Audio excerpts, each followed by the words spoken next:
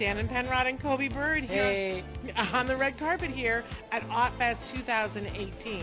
And Coby, you guys know Coby from The Good Doctor.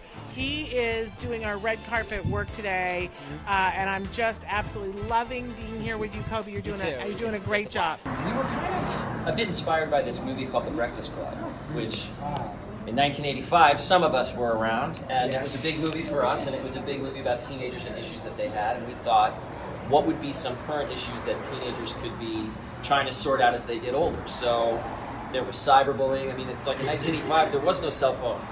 So like those are things that we wanted to kind of update. So, and autism had become such a celebrated and a strong voice community that we felt like it was a perfect opportunity to bring that to the big screen.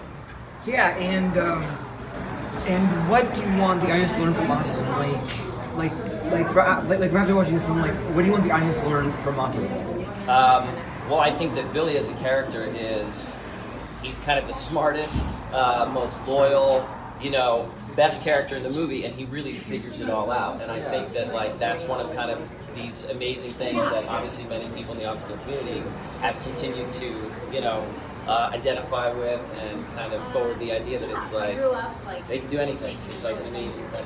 What brings you to AutFest? Actually, my publicist told me about it, and then I read up on it and what it was, because Becky G actually came last year, I think. And I seen a preview of her going last year, and I was like, holy crap, I need to be a part of that. So I told my publicist, and she sent me the invite for it, and my day got better, obviously. And it's cool to have, an organization that brings awareness, right, and also brings an honest view to something that means so much to so many people, right? And it's something that may be under a blanket to some, but it's so into everybody, it affects everybody, whether it's, from a distance or whether it's up close into your home. And to have an establishment that's for people with autism, right, but also help ran by people with autism. That's my thing. I like that. I think it's so. And how did you prepare playing as the Blue Power Ranger or Billy? I did a lot of, I guess you can say I did a lot of studying. I contacted my friend Andre, right, and he's from Jacksonville, and I just, spit a few, lines with him, just like, what's up, man, how you doing, checking on him. And just that nostalgia of who he was just came back, and I was like, yeah, man, that's it. I needed that, you just needed I needed a little taste of my high school friend, you know what I'm saying? And that was the good thing, because I was able to bring something honest to Billy. It wasn't my depiction of what someone with autism would act like or anything like that, because it's not just offensive, right?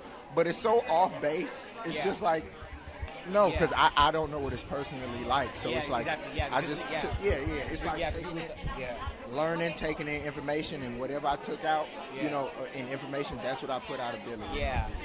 And was there anything you learned after playing Billy, like about autism,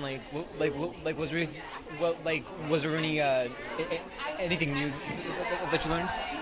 I did. I feel like everything that I learned about just, autism in general when it came to Billy, whether it's from the I guess you could say inside thoughts, right, that will bring outside, reaction or whatever, and things that we wouldn't get as just, I guess you could say, normal people, when really everybody is on the spectrum, let's be honest, guys. But it's like, being able to understand that, it's like not judging. Don't judge what I don't know. I don't know it, but I don't understand it also. So it's something I can't judge. It's something that I can help with, though. It's something that I can change, in other people's eyes. Show us to let you understand.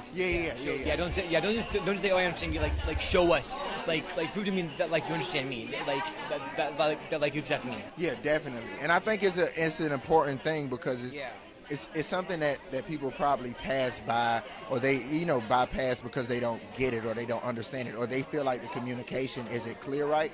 But it's only because the communication is just a different language. It might be a different this and that to them, but the honesty, the feeling, the wants, the needs, the thoughts, it's all the same.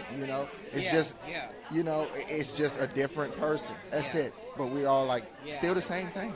Me and and your portrayal of autism was really well done because I actually related to Billy at times, how he would keep talking over and over again, he wouldn't stop. So that was one of the things that I really related to. So what were the fans' response to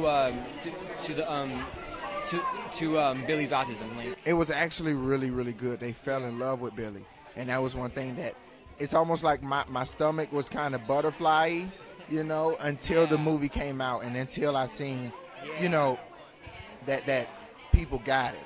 I didn't want to offend anybody, but I did want to educate a lot of people. I don't want to offend anybody, and I don't want to make anybody look like they don't know or this and that. But it's important for you to know, even if you feel like it doesn't, affect you, because you came in contact with somebody that is diagnosed with autism, and they probably changed your life that day. They probably gave you a smile that day. They probably said, "What's up?" And you just bypass it because you'll see it as, and that's the thing that we need to get. You wouldn't know it from the next person. It's just like, "Hey, what's up, bro?" That's it. Yeah.